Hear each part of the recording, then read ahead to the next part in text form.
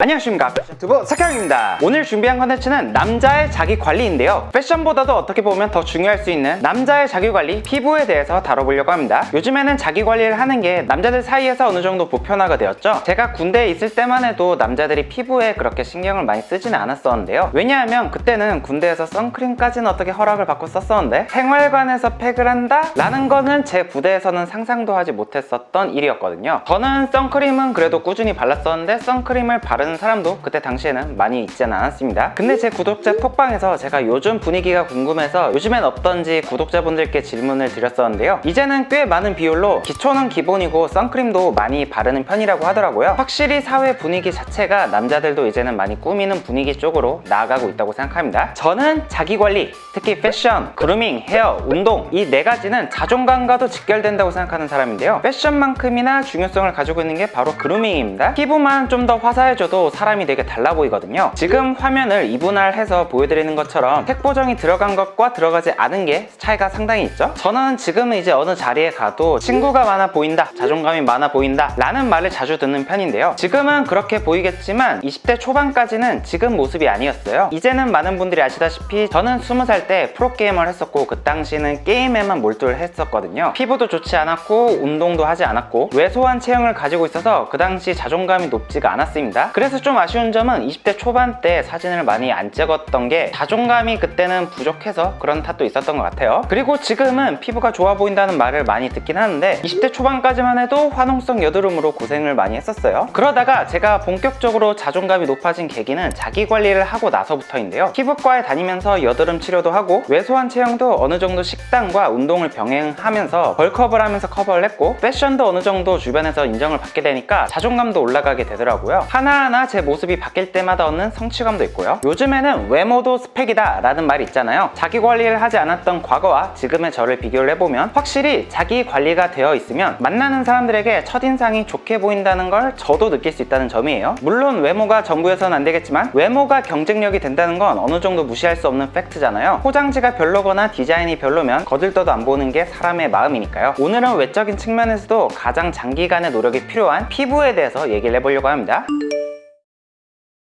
사실 제 컨텐츠를 즐겨보시는 분들 중에서도 패션에 관심은 많지만 피부에 있어서는 아직 기초적인 스킨케어조차 잘 안 하시는 분들이 있으실 거예요. 귀찮다는 핑계로요. 개인적으로 스킨로션은 가장 저렴한 가격대부터 어느 정도 가격대가 있는 랩 시리즈까지 다양한 가격대의 스킨로션을 발라봤는데요. 예전에 그루밍이라는 말이 한창 유행을 했던 당시에는 저도 이것저것 많이 발라보면서 시행착오를 겪었었어요. 이것저것 많이 발라야 된다는 조언을 여러 가지 책이나 블로그를 통해서 배웠었어요. 그래서 클렌징 폼에다가 스킨, 로션, 세럼, 크림, 다양한 팩까지 다양한 스킨케어 제품들을 한 번에 사용을 했었죠. 근데 제 경우에는 너무 많은 제품들을 바르게 되면 오히려 트러블이 나거나 피부가 되게 하루 종일 번들번들 거리는 경우가 더 많더라고요. 심지어 저는 건성 피부를 가지고 있는데도 말이죠. 그래서 지금 제 스킨케어 루틴은 간단한 클렌징 후에 스킨, 그리고 애프터 쉐이브, 로션 정도만 발라주고 있는데요. 거기다가 낮에는 자외선 차단 기능이 있는 비비크림 정도 더 발라주고 있고요. 개인적으로는 굳이 스킨, 로션, 세럼, 수분크림, 팩 이렇게 다양한 제품들을 복합적으로 바르기보다는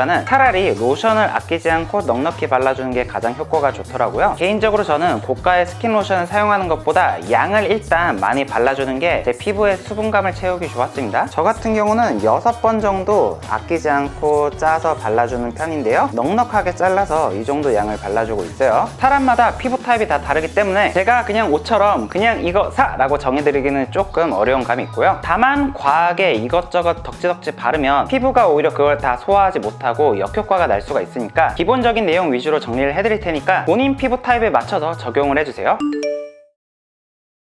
피부가 당기고 푸석푸석해진다는 느낌이 든다면 피부에 수분이 부족하다는 신호겠죠? 그럴 땐 수분크림을 추가로 발라주시는 것이 좋습니다. 아니면 로션 단계를 건너뛰고 스킨 다음에 바로 수분크림을 바르셔도 상관없어요. 피부에 수분이 충분하지 않게 되면 추가로 비비크림이나 선크림을 발랐을 때 뜰 수도 있고요. 하얀 각질이 일어날 수도 있으니까 주의를 하셔야 됩니다.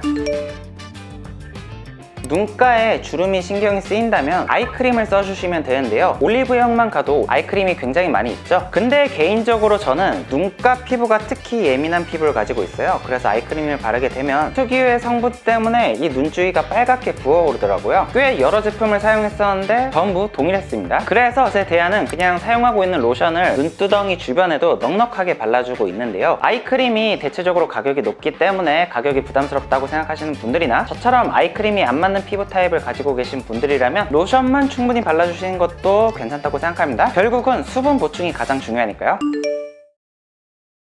면도 부위에 자꾸 트러블이 나시는 분들 계시죠? 특히 저처럼 날면도기를 사용하시는 분들은 그런 경험이 자주 있었을 것 같은데요. 그런 분들께 추천드리고 싶은 화장품은 바로 이 애프터쉐이브 제품이에요. 면도 후에 그냥 스킨로션처럼 면도 부위를 가볍게 발라주시면 되는 아이템이고요. 면도 후 자극을 진정시켜주는 역할을 하는 화장품입니다. 저도 이 제품을 사용하기 전까지는 인중이나 턱 쪽에 트러블이 자주 올라오는 편이었는데요. 특히 인중 여드름은 사람을 되게 꼬질꼬질하게 만드는 주범이기 때문에 스트레스도 많이 받았었죠. 근데 애프터쉐이브를 이제 바르고 난 후에는 그런 경우가 확 줄었거든요. 면도 부위에 트러블이 많이 나는 편이다, 그런 분들께는 저는 애프터쉐이브를 추천드리고 있습니다.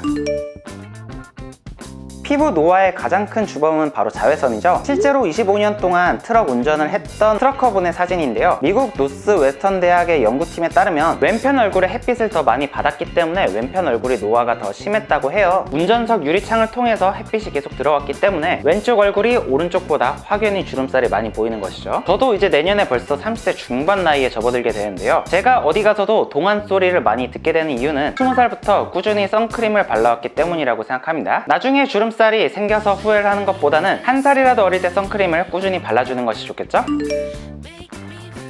이제는 피부톤의 중요성을 어느 정도 알게 돼서 비비크림이나 파운데이션을 바르는 남자들의 비율이 점점 올라가고 있다고 생각하는데요. 이제는 워낙 관리를 하시는 분들이 많아서 그루밍이라는 말이 이제는 생소하지 않죠. 남자분들 같은 경우는 대체로 피부가 여자들처럼 밝고 그러진 않은 편이라서 여자들이 화장하는 것처럼 피부톤을 몇 단계 올리는 것보다는 피부결을 깔끔하게 정돈한다는 느낌으로 사용하시는 것이 좋은데요. 저도 피부가 밝은 편이긴 하지만 그런 저도 비비크림은 어두운 피부용을 사용하고 있어요. 대부분의 남성분들이시라면 밝은 피부용을 사용하시는 것보다 어두운 피부용을 사용하시는 게 피부톤이 뜨지 않고 더 잘 어울릴 거예요.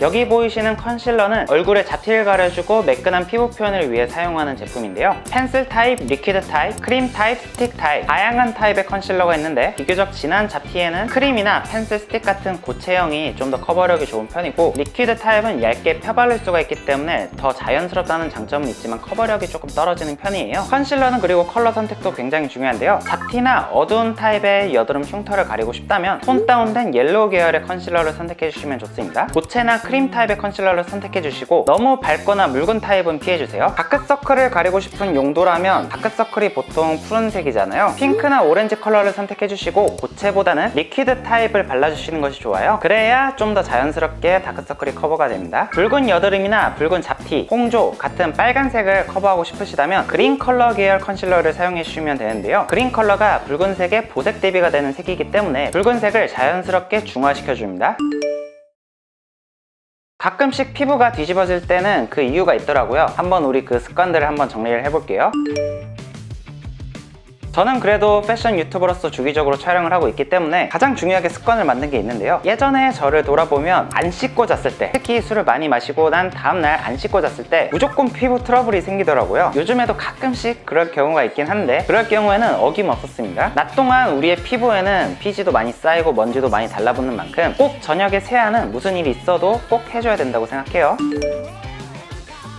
세상에 자극적인 음식 참 많죠. 저도 먹는 걸 정말 좋아하는 사람으로서 자극적인 음식 정말 애정하는데요. 삼겹살, 탕수육처럼 기름기가 많은 음식, 마라샹궈, 배달 부대찌개처럼 맵고 짠 음식, 이런 음식들을 자주 먹게 되면 아무래도 트러블이 생기게 되더라고요. 저도 평소에 되게 좋아하는 음식들이긴 하지만 피부 트러블이 많이 올라온다 싶으면 피해주는 음식들이긴 합니다.